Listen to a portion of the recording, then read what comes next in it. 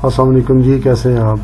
अच्छा, आज हम सीखने जा रहे हैं फेसबुक पिक्सेल कैसे इंस्टॉल करते हैं अपने ब्लॉगर में। पहले मैं आपको फेसबुक पिक्सेल का थोड़ा सा आइडिया दे दूं कि फेसबुक पिक्सेल है क्या चीज़ और इसका फंक्शन क्या है या किस काम में ये ज़रूरत पड़ती है इसकी। फेसबुक पिक्सेल बेसिकली एक पीस ऑफ कोड है। पीस ऑफ कोड से मुराद ये है कि यानी ये एक ऐसा कोड होता है जो हम फेसबुक से उठा के अपनी वेबसाइट पे इंस्टॉल करते हैं। तो वहाँ पे क्या कर रहा होता है, फेसबुक सबसे पहले हमारे बिज़नेस को, जब हम ये काम कर चुके होते हैं तो फेसबुक सबसे पहले हमारे बिज़नेस को अंडरस्टैंड करता है कि इनका बिज़नेस क्या है। फिर उससे पता चलता है कि इससे रेलिवेंट ऑडियंस कौन सी है। मिसाल के तौर पे हम कोई भी चीज़ हमारे जहन में, मिसाल हम मोबाइल लेने जाते हैं तो यकीनन हम मोबाइल शॉप पे जाएंगे, हम किसी जूतों की शॉप पे नहीं जाएंगे, ठीक है। इसी तरह आप और कोई मिसाल इसकी आपको दूं तो अगर आपको कपड़े लेने तो आप मोबाइल शॉप पे नहीं जाएंगे, कपड़े की दुकान पे जाएंगे। इसी तरह जब आप अपना फेसबुक पेज बना लेते हैं, फेसबुक ऐड रन करते हैं विदाउट पिक्सेल इंस्टॉलेशन, तो आपके पेज का भी यही हाल होता है या आपके उस ऐड का भी यही होता है कि जैसे जूते लेने होते हैं वो कपड़ों वाली दुकान पे चला जाता है, ठीक है। लेकिन जब हम लोग अपने ये पिक्सेल इंस्टॉल कर लेते हैं, फेसबुक को बता देते हैं कि भाई हमारा ये बिजनेस है, ये हमारी टारगेट ऑडियंस है, ठीक है, रेलिवेंट ट्रैफिक है हमारी, तो फिर वो क्या करता है, फेसबुक हमें वही रेलिवेंट जो ऑडियंस होती है वही दे रहा होता है, ठीक है। एक तो हमें ये फायदा होता है, यानी वो ट्रैकिंग कर रहा होता है हमारे ऑडियंस की, जो हमारा ऐड देखता है उनका डेटा अपने पास सेव रख रहा होता है, जो हमें बाद में रीटारगेटिंग रही हमें काम आता है। पहली चीज। अब एक है मेटा पिक्सेल कोड, ठीक है। दूसरा इसमें आ जाता है कन्वर्जन एपीआई। अब कन्वर्जन एपीआई और मेटा पिक्सेल कोड में क्या फ़र्क है। अब देखें, जो मेटा पिक्सेल कोड है, आसान कर मैं आपको बताता हूँ, ज़्यादा गहराई में टेक्निकल चीज़ों में आपको नहीं लेके जाऊँगा।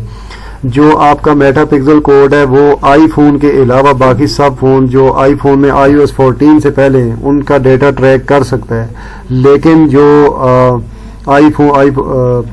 i14 के बाद हैं, ठीक है, तो उनका data Facebook Meta pixel code track नहीं कर सकता। तो उसका हल क्या है, उसके हल के तौर पे फिर कन्वर्जन एपीआई है। अब कन्वर्जन एपीआई जो एक मेटा पिक्सेल का एडवांस वर्जन है, उसमें आप लोग क्या कर सकते हैं कि जब आप ये यूज़ करते हैं तो आप फिर आईफोन के यूजर का भी डाटा कलेक्ट कर सकते हैं। डाटा कलेक्ट करने से क्या मुराद है, अब देखें जो भी बंदा हमारा ऐड देख के उस पर क्लिक करेगा, फेसबुक ऐड देखता है, उस पर जैसे ही क्लिक करता है तो उसका सारा डेटा फेसबुक अपने पास रिकॉर्ड कर लेता है रीटारगेटिंग के लिए, ठीक है।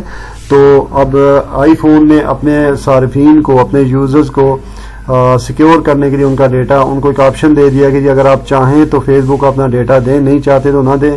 तो उसके लिए उन्होंने फिर अपने एक ऐसा सॉफ्टवेयर उसमें इंस्टॉल किया कि फेसबुक मेटा पिक्सेल उसको उस सॉफ्टवेयर की वजह होने की वजह से उनका डेटा ट्रैक नहीं कर सकता। तो फिर फेसबुक ने क्या किया, अपना एक अलग एडवांस वर्जन इजाद किया जिसे कहते हैं कन्वर्जन एपीआई।